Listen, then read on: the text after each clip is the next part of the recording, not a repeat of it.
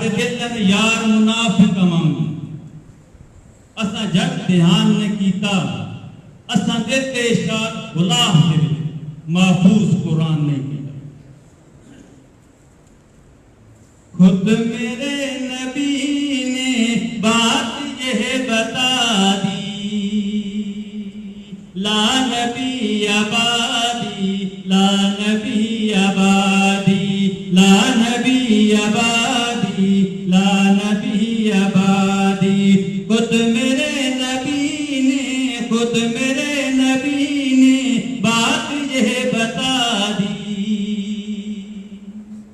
لا نبی آبادی لا نبی آبادی لا نبی آبادی لا نبی آبادی ہر زمانہ سن لے وائے ہادی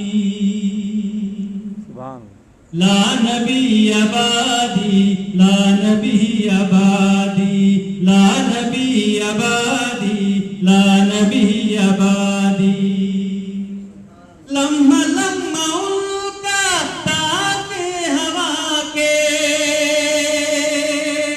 جگمگانے والا جگمگانے والا او نہ لانے والا کوئی شریعت نہ آنے والی لا لانے والا لہجہ خدا میں آپ نے صدا دی لا نبی آبادی لا نبی آبادی لا نبی آبادی لا نبی آبادی تیرے رسول جتنے ان کے ہر سخن میں نظم ہو گئے سارے رستے ان تک پہنچ کر ختم ہو گئے ذات ہر پہ آخر بات انفرادی لا نبی آبادی لا نبی آبادی لا نبی آبادی لا نبی آبادی اور عالم کر دیا خدا نے صرف نام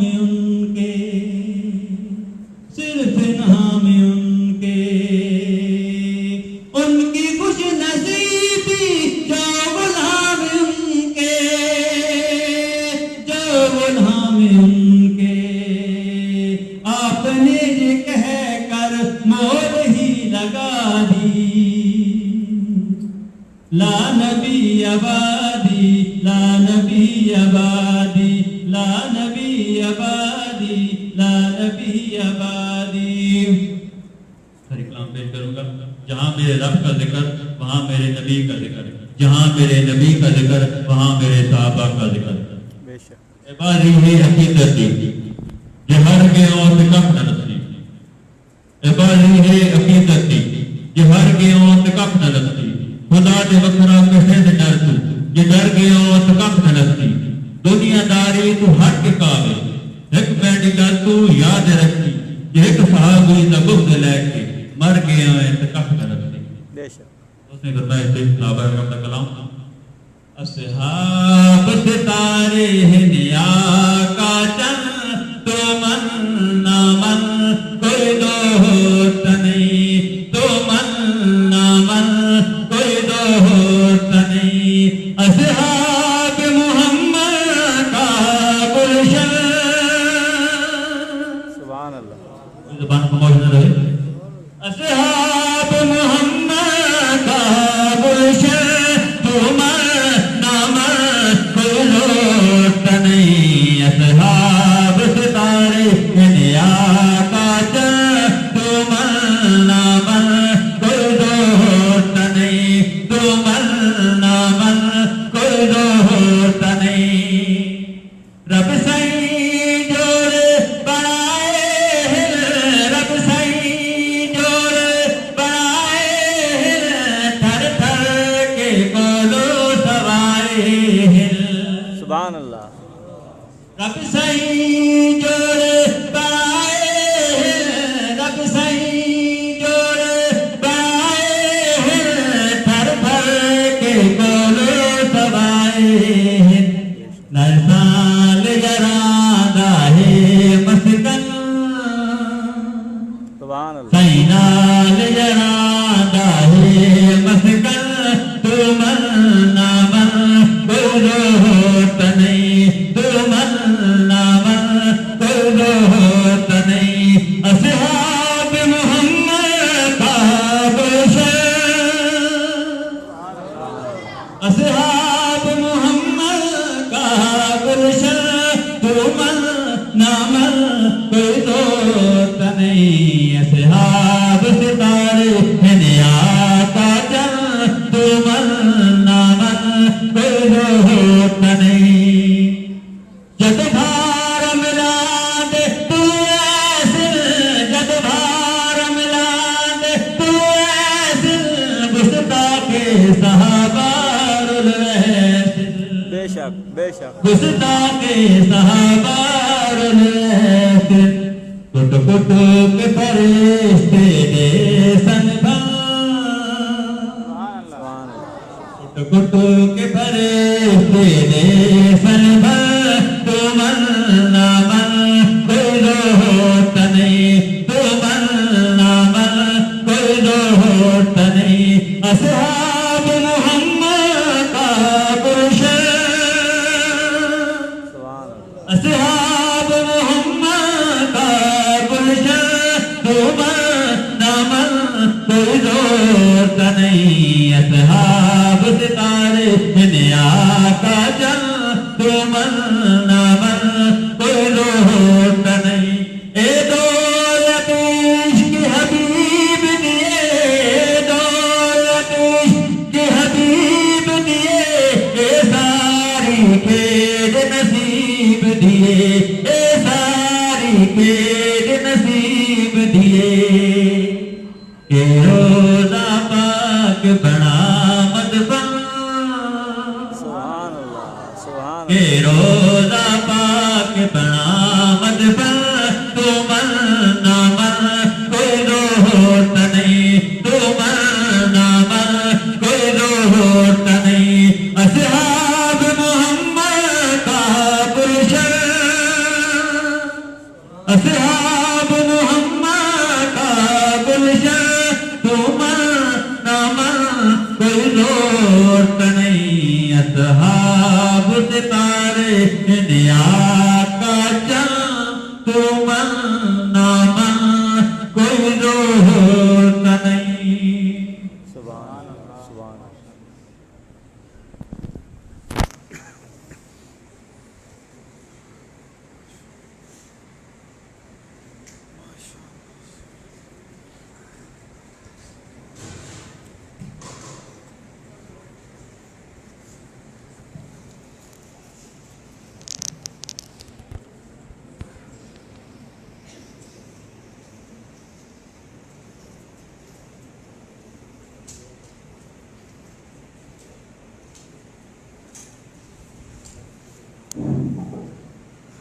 السلام علیکم ورحمۃ اللہ وبرکاتہ.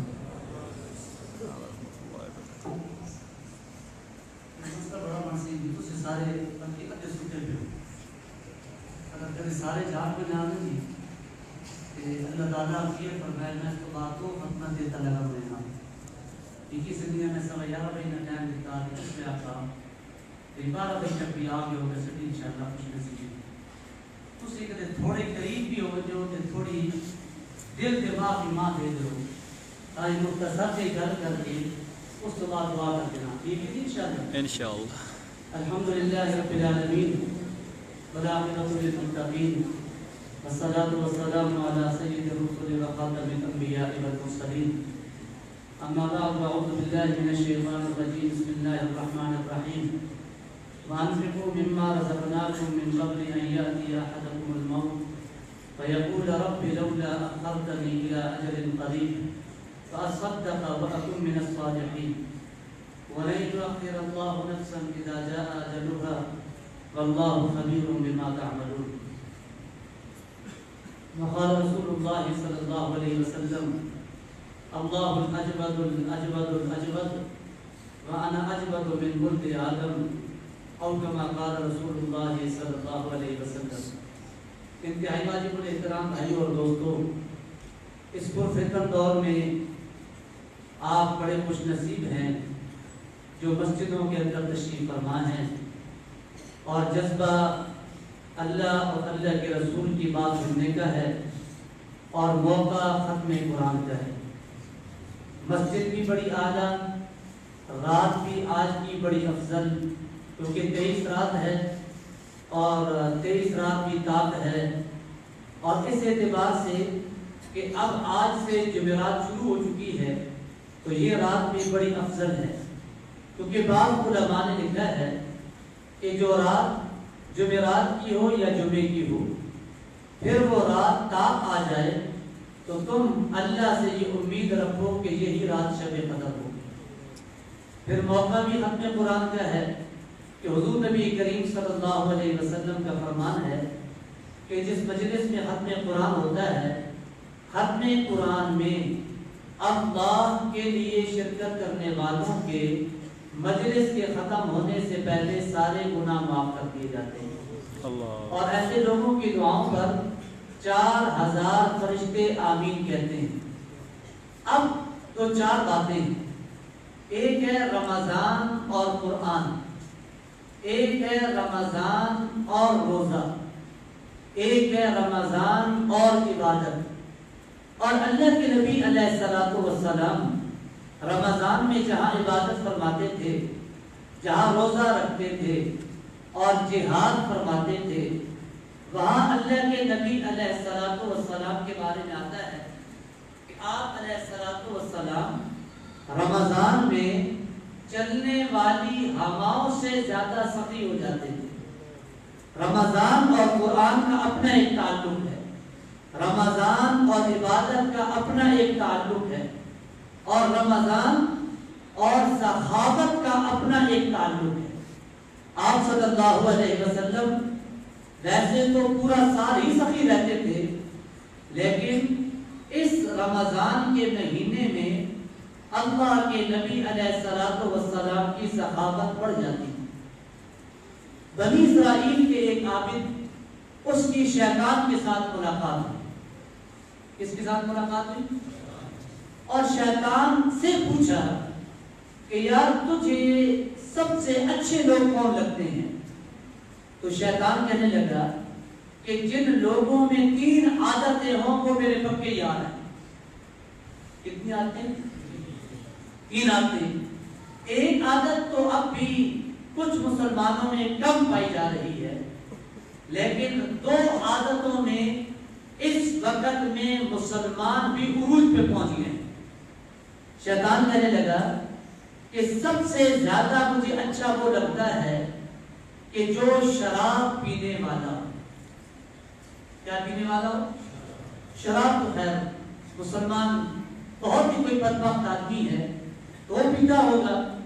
آپ کی اس بڑی مجلس میں تو مجھے اللہ کی ذات سے امید ہے کہ کسی نے اس کو کبھی اپنے ہونٹوں کے ساتھ میں نہیں لگایا ہوگا، ورنہ اللہ کے نبی علیہ الصلوۃ والسلام نے فرمایا کہ وہ شب قدر جس میں اس آدمی کی بھی مغفرت ہو جاتی ہے جس کے گناہ آسمان کی چوٹیوں تک پہنچ چکے ہوں، لیکن شرابی آدمی کی اس رات میں بھی مغفرت نہیں ہو سکتی۔ اور دوسری بات، شیطان کہنے لگا کہ مجھے اس آدمی کے ساتھ بڑا پیار ہے کہ جو بخیل ہو۔ جو کون ہو جی؟ کہا کہ تیسرا آدمی، کہنے لگا کہ تیسرا آدمی وہ ہے کہ جس سے غصہ جلدی آتا ہو۔ کیا جلدی آتا ہو؟ یہ جو 2 چیزیں ہیں نا، بخل اور غصہ، اس کو ہم تھوڑا سمجھیں۔ آپ یہ کہیں گے کہ یہ مجلس ختم قرآن کی ہے، رمضان کے روزے ہیں، اس موضوع پہ آپ اکثر ایک بات سنتے رہتے ہیں علماء کرام سے، رمضان کے فضائل بھی سنتے رہتے ہیں، قرآن کے فضائل بھی سنتے رہتے ہیں، لیکن اس وقت میں جو معاشرے کی اصلاح کا ایک حصہ ہے وہ یہ ہے کہ غصہ کیا ہے اور بخل کیا ہے۔ اللہ کے نبی نے فرمایا کہ دو چیزیں ہیں، ایک ہے بخل اور ایک ہے شح. ایک ہے بخل اور ایک ہے شح، شین اور ہا.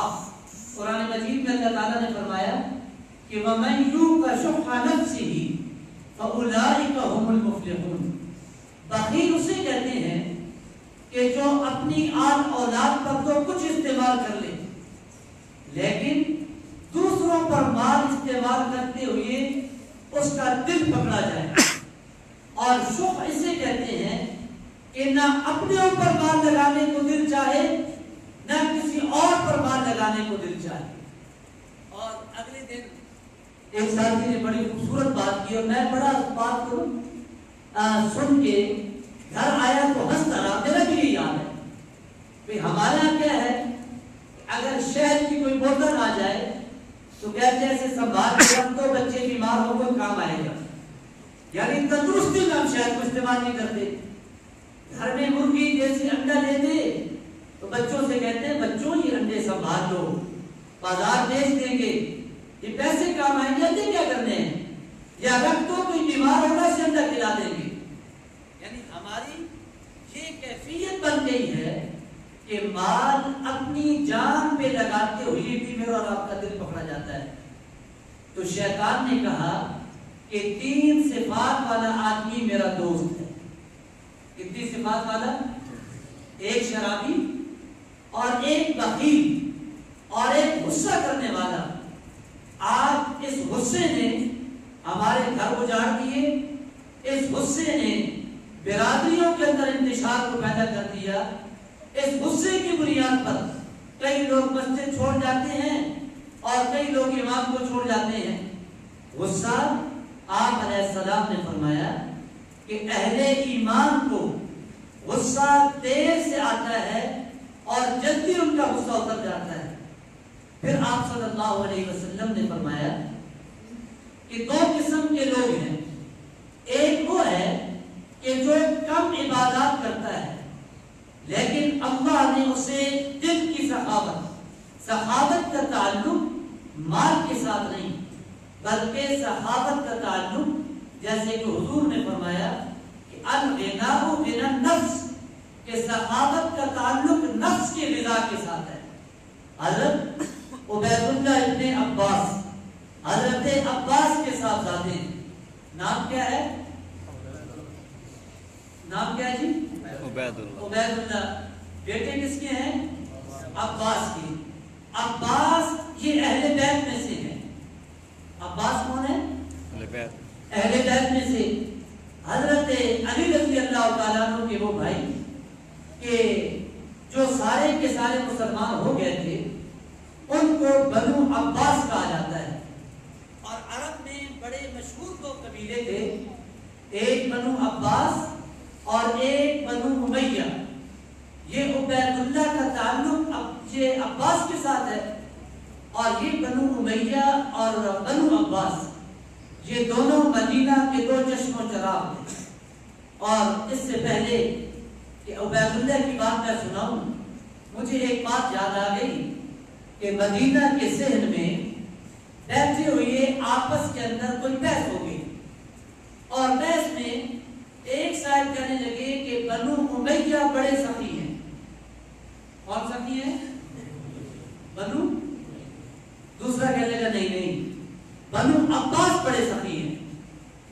تو جب یہ بات آپس میں بڑھ گئی، ایک بڑے صاحب آئے، انہوں نے کہا یار بحث کرنے کی کیا ضرورت ہے، تم بنو امیہ کے پاس چلے جاؤ اور تم بنو عباس کے پاس چلے جاؤ، 15-20 منٹ کا ایک چکر لگا کے آؤ تاکہ پتہ چل جائے کہ بنو عباس بڑے سخی ہیں یا بنو امیہ بڑے سخی ہیں. جیسے بنو امیہ کے گیت گانے والے گئے، ایک صاحب سے ملاقات ہوئی، ان سے کہا کہ یار ہمیں کچھ پیسوں کی ضرورت ہے اور آپ مہربانی فرمائیں، ہماری مدد فرمائیں. انہوں نے 10,000 درہم دے دی. کتنے درہم؟ کتنے درہم؟ 10,000. اصل دیں کوئی 50 روپیہ زکات میں مٹینا ہوئے تاہنے ماشاءاللہ سخاوت نماز کھلا پہ پڑھنا چاہیے. اتنے 10,000 درہم. دوسرے کے پاس گئے, تیسرے کے پاس گئے, چوتھے کے پاس گئے. 10 آدمیوں سے بنو امیہ کے خاندان سے ملاقات ہوئی اور آدھے پونے گھنٹے کے اندر 1,00,000 درہم لے کر آ گئے. کتنے درہم؟ 1,00,000. ادھر جو بنو عباس کے پاس گئے تھے, سب سے پہلے پہنچے تو عبداللہ ابن جعفر سے ملاقات ہوئی. انہوں نے کہا یار کچھ ضرورت پڑ گئی ہے, اگر آپ ناراض نہ ہو تو ہماری ضرورت پوری کر دیں. حضرت عبداللہ ابن جعفر نے اپنے خادم کو بلایا, کہا ادھر آؤ. کہا جی. کہا ایسا کرو کہ اسے کچھ درہم دے دو. تو بڑوں کے خادم بھی بڑے ہی ہوتے ہیں, اس نے 1,00,000 درہم اٹھا کے دے دی. آگے نکلے, حضرت حسن سے ملاقات ہو گئی. حضرت حسن سے جیسے ملاقات ہوئی, کہا یار کچھ پیسے ضرورت پڑ گئے تھے. کہا اچھا. کہا پھر؟ کہا جی آپ اگر کوئی تھوڑی سی امداد فرما دیں. حضرت حسن نے اپنے خادم کو بلایا اور کہا کہ 1,00,000 درہم اس کو دے دو. کتنے لاکھ درہم؟ 1,00,000. ٹھیک ہے.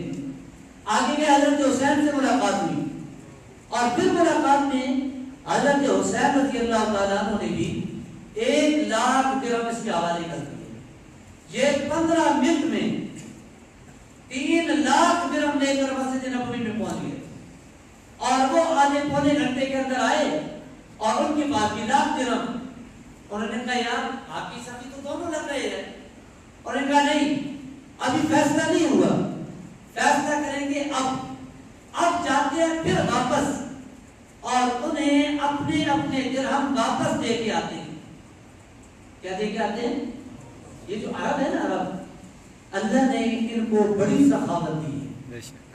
کیا دی ہے؟ ہم جو وہاں ملازمت کے لیے جاتے ہیں ہم ان کے عیوب دیکھتے ہیں, ورنہ آپ دیکھیں تو عربوں کے ساتھ محبت اس بنیاد پہ ہمارے بزرگ فرماتے ہیں کہ کرو کہ ہمارے نبی عربی تھے. ہمارے نبی کون تھے؟ اور قرآن عربی زبان میں نازل ہوا. میں نے زندگی میں 2-3 رمضان مدینہ منورہ اور مکہ مکرمہ گزارے اور ہم نے تو وہاں دیکھا کہ عربوں کے بچے پکڑ کر منت کر کے اندر دسترخوانوں پہ لے جاتے ہیں. اور یہ ہمارے اللہ صحت عطا فرمائے حاجی ممتاز صاحب اور یہ ہمارے ناصر جوانا صاحب, یہ تو کئی سال ہمارا کرائے, ہر سوموار اور ہر جمعرات کو ان کے دسترخوان پر کشمش, بادام اور جناب پستہ اور کاجو اور اتنی نعمتیں لگی ہوتی ہیں اور ہمارے پاکستانیوں کو اتنا سینس نہیں ہوتا کہ ان کا تھوڑا دل رکھ لیں کہ مغرب کی اذان کے ساتھ کھانا شروع کر دیں.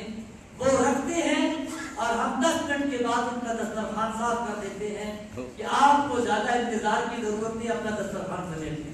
حالانکہ سوموار اور جمعرات کو ہمارا ممتاز صاحب اس بات کی گواہ ہے کہ ہر سوموار اور جمعرات کو عرب روزہ رکھتے ہیں, عربوں کے بچے بھی روزہ رکھتے ہیں اور وہ دسترخوان سجاتے ہیں تاکہ لوگ وہ ہم پہ اچھا گمان کرتے ہیں. اور ہمیں حکم بھی یہ ہے اگر کوئی آدمی عمومی طور پر کسی عذر کی بنیاد پہ روزہ نہ رکھ سکے تب بھی اس آدمی کو روزے دار کا احترام کرنا چاہیے, رکنا چاہیے, تاکہ کہیں ایسا نہ ہو کہ اس روزہ دار کا دل بھی خراب ہو. لیکن ہمارے ہاں جب شقاوت اور بدبختی غالب آ جاتی ہے, ہمارے علاقے میں پھر بھی شرم آیا ہے. آپ تھوڑا نیچے اترے اکٹھا سگرات کے آگے, آپ کو وہاں تو ایسے لگے گا جیسے وہاں پہ رمضان آیا ہی کوئی. آپ کو تبلیغ والوں کا اللہ بھلا کرے کہ ہر بستی میں جا جا کر لوگوں کی منتیں گھر کر کرو تھوڑا. اور انہوں نے کہا میاں جی اب فیصلہ کریں گے. کیا کریں گے؟ میں گیا عمرے پہ آتا 5-6 میں, تو میری مادر بھی ساتھ تھی اور میری نانی اماں بھی تھی اور میرے ساتھ میری خالہ بھی تھی. تو عرب نے نا میرا امتحان لیا. جب ہم مدینہ منورہ سے نکلے تو راستے میں اس عرب نے میرے ساتھ بات کی کہ یار وہ آپ سے تو میں نے اس وقت غالباً 250 ریال طے کیے تھے میرے ساتھ. کہ آپ نے مجھے بکنگ دے دی ہے. تو والدہ میری بیمار تھی, ہم لے کے آ رہے تھے, تو میں نے اس نے کہا کہ کچھ اوپر دے دو. کیا دے دو؟ بالکل بے ذوق بیٹھے لوگ, گل کوئی نہ بن سکتی. راتی میں تکا میں نے دور جا کر آتا تو میں ادھا مجمع اگ نہ گیا. اس تو بعد میں بھی فیصلہ کیا کہ یار ختم قرآن سے جلدی دعا کر کے بندہ مجمع فارغ کر دوں. لیکن ان کا تسی جمعہ داری چڑھنے نہ ہو سکتے ہیں نہ تسی مکرے چاہتے ہو. اس شکل جمعے تے عظمت رب اللہ کا ہونے کی توال اثر مکر اس واقعے کو افطاری بند ہوئی ہے. بدستر ہر کوئی نہیں لاؤں. اب آپ کے ساتھ ملاقات ہو گئی بڑے عرصے کے بعد, تو تھوڑی توجہ دو. تو میں نے اس کا کہا یا شیخ لا یہ کیسے ہو سکتا ہے, آپ کی میرا ایک کلام ہے. وہ مسکرا پڑا. تو میں نے راستے میں پوچھا کہ آپ کا تعلق کس قبیلے کے ساتھ ہے, تو فوراً کہنے لگا کہ میرا تعلق آل عباس کے ساتھ. کس کے ساتھ ہے؟ آل عباس کے ساتھ. تو خیر ہمیں اس نے مکہ مکرمہ جہاں اتارا تو جلدی سے اپنا بخش کھولا. تو غالباً ایک کوئی سونے کی انگوٹھی تھی, وہ میری والدہ کو دی, اور ایک ہدیہ میری نانی اماں کو دیا, اور ایک ہدیہ میری خالہ کو دیا. اور میں تو اپنا 250 ریال مل رہا تھا کہ اوپر نہ لے, اندر بالکل پریشان ہو رہا تھا.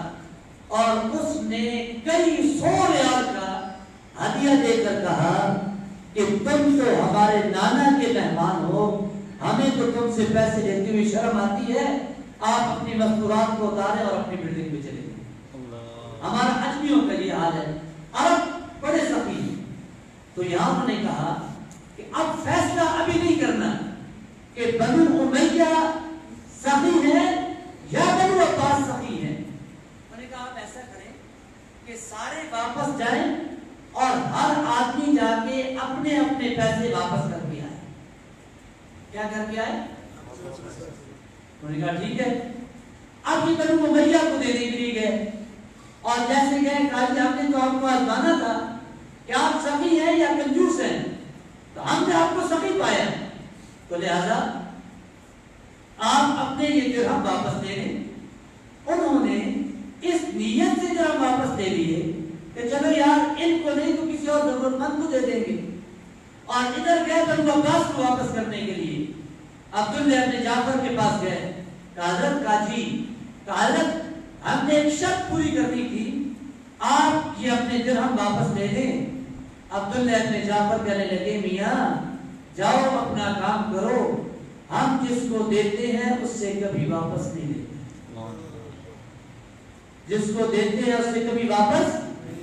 اچھا, پھر حضرت حسین کے پاس گئے, کہا حضرت آپ یہ واپس دیں, اور فرمایا نہیں جاؤ اپنا کام کرو, ہم آل محمد ہیں, آل محمد دے کر کبھی واپس نہیں دیتے. اور حضرت حسین کے پاس گئے, انہوں نے کہا پتہ ہے کہ میں فاطمہ اور علی کا بیٹا ہوں, ہم تو غیروں کے لیے دسترخوان سجاتے ہیں. اس کے لیے حضرت حسین کے بیٹے ہیں امام زین العابدین, نام ہے علی بن حسین بن علی, علی بن حسین بن علی. زین العابدین ان کا لقب تھا, اور اس بنیاد پر کہ یہ عبادت بڑی کرتے تھے. بے شک کیا بہت کرتے تھے؟ عبادت. اس نے کہا کہ عابدین کی زینت اللہ کی شان کہ ان کے والد حسین ان کے قاتل مدینے میں آ گئے, اور وہ جیسے امام زین العابدین کو دیکھا گھبرا گئے, اور ان سے کہا ہمیں کوئی پانی مل سکتا ہے. اندر ان کا خوش کہ اب تو حسین کے بیٹے ہم سے بدلہ لیں گے. تو کہا کہ جی بتائیے کیا کام ہے. کہا جی پانی پلا دیں. امام زین العابدین نے ٹھنڈا پانی پلایا, غلام کو بلا کر کھانا کھلایا, اور جب وہ ان کا ڈر اتر گیا تو کہنے لگے آپ نے ہمیں پہچانا ہے. کہا ہم کون ہیں؟ کہا میرے ابا حسین کے قاتل ہو, اور کون ہو؟ کہا آپ نے پہچاننے کے بعد اتنا آپ پر احسان کیا. کہا یہ احسان تو ہمیں اپنے آباء و اجداد وراثت میں دے کے چلے. سبحان اللہ. کہا تم نے وہ کیا جو تمہارے آباء و اجداد نے تمہیں دیا, اور ہمارے آباء و اجداد نے تو ہمیں یہ بتایا کہ دشمن بھی آ جائے تو اپنی پل کے اس کے ساتھ گرا کے ساتھ اور اس کا بھی اکرام کرو. اب یہ جب واپس آئے, کہا جی بتائیے, بنو امیہ کو واپس کر کے آ گئے, اور یہ بنو عباس کے پاس جانے والے کہنے لگے کہ ہم تو وہاں سے واپس آ گئے, اور انہوں نے کہا کہ ہم جب بات دے دیں تو پھر کبھی واپس نہیں دیں. تو یہ جو رمضان کا مہینہ ہے, یہ جہاں عبادات کا مہینہ ہے, یہ وہاں پر سخاوت کا مہینہ بھی ہے. کس کا مہینہ ہے جی؟ سخاوت کیا مطلب؟ اس میں اپنی زکوٰۃ کا حساب نکال کے نکالنا, اپنے صدقات کثرت کے ساتھ کرنا, اور اتنا کرنا کہ آدمی کا دل اس بات میں خوش ہوتا رہے. جب امام زین العابدین رحمۃ اللہ علیہ کا انتقال ہوا تو کچھ لوگ یہ ایسے رو رہے تھے, اور ان سے رونے کی وجہ پوچھی گئی تو پتہ چلا کہ امام زین العابدین ہر مہینے سینکڑوں لوگوں کے گھر ان کا راشن لے کر آتے اور ان کے گھر کا انتظام چلاتے رہتے. اللہ کے نبی علیہ السلام کے پاس ایک صحابی آئے, کہنے کہ اللہ کے رسول, موت سے وحشت لگتی ہے. آپ علیہ السلام نے فرمایا مال خرچ کرو. مال خرچ کرنا شروع کیا, پھر آئے, کہنے لگے اللہ کے رسول اب مرنے کو جی چاہتا ہے. آپ نے فرمایا کہ سخا یہ جنت کا درخت ہے, اور سخی اس کی شاخوں کو پکڑتے پکڑتے جنت میں چلا جاتا ہے. اب تمہارا مرنے کو اس لیے جی چاہتا ہے کہ اللہ نے جنت کو تمہارا ٹھکانہ بنا دیا. جنت کو کیا بنا دیا؟ تمہارا ٹھکانہ. تو میرے محترم بھائیوں, امت اس وقت بھی پریشان ہے, لیکن ہماری پریشانیوں کا علاج ان معاملات اور اسباب کے اندر نہیں, بلکہ رجوع الی اللہ کے اندر ہے. رجوع الی اللہ کے اندر ہے. اور اگر اب بھی امت اللہ کی طرف متوجہ نہیں ہوگی, اب بھی امت اپنے مال کا حساب لگا کر زکات نہیں نکالے گی, اپنے صدقات کی کثرت نہیں کرے گی, اپنے نفلی صدقات کثرت کے ساتھ نہیں دے گی. میں ممبر پہ بڑی ذمہ داری کے ساتھ کہہ رہا ہوں, میں اس غریب باپ کا بیٹا ہوں جسے آپ میں سے اکثر مجمع جانتا ہے. اکثر مجمع ان کو جانتا ہے. احمد علی صاحب بڑے گہرے یاد تھے میرے ابا جی کے, اور میں حلفاً آج سے پہلے کسی مجمع کو نہیں بتایا, لیکن آج بخل کی بیماری میں مسلمان مبتلا ہو گیا. اس بنیاد پہ کہہ رہا ہوں, میں نے 2003 سے لے کر 2019 تک اپنے ابا جی کو دیکھا کہ سب دھوپ میں مزدوری کرتے ہیں. اس وقت ان کی عمر 80 سال ہے, اور میں حلفاً آپ کو بتا رہا ہوں, آپ 2 سال تو وہ دکان پہ جا نہیں سکتے, بہت کم جاتے ہیں. دونوں رمضان دکان پہ بند ہے. تو مجھے 2017 میں کہنے لگے بیٹا مجھے یہ 16-17 سال ہو گئے کہ میں نے جتنے پیسے رمضان میں کمائے سارے پیسے غریبوں پر خرچ کیے. آپ غریب سے آدمی, اور میں آپ کو بتا نہیں سکتا کہ کیسی ان کی مزدوری اور کیسی مشقت کے ساتھ 60 سال کا آدمی کیسے مزدوری کرتا ہے. میں نے کہا ابا جی اچھا, اور ہمارے گھر میں جب ابھی تو اللہ تعالیٰ کا بڑا احسان ہے, گھر میں کھجور, اور کہتے بیٹا کیا کھانا ہے تم نے, کھجور کھاؤ روٹی کھاؤ. اور لوگوں کے گھر مجھے پیسے دیتے, فلاں کے گھر آٹا دے کر آؤ, فلاں ضلع پہ گیا اس کے گھر فلاں سامان دے کر آؤ. کہنے لگے ان سالوں میں 1 روپیہ میں نے اپنی جان پر اور تمہارے اوپر نہیں لگایا. اور ان کی اس ہلکی پھلکی, کیونکہ سخی, پہلے میں نے کہا سخی کہتے ہیں دل کے سخی کو. ایک آدمی کے پاس 1000 روپے ہے, کتنے ہیں, وہ 100 روپے اللہ کے راستے میں لگاتا ہے, اور ایک آدمی کے پاس 100 روپے ہے، وہ 10 روپے لے کر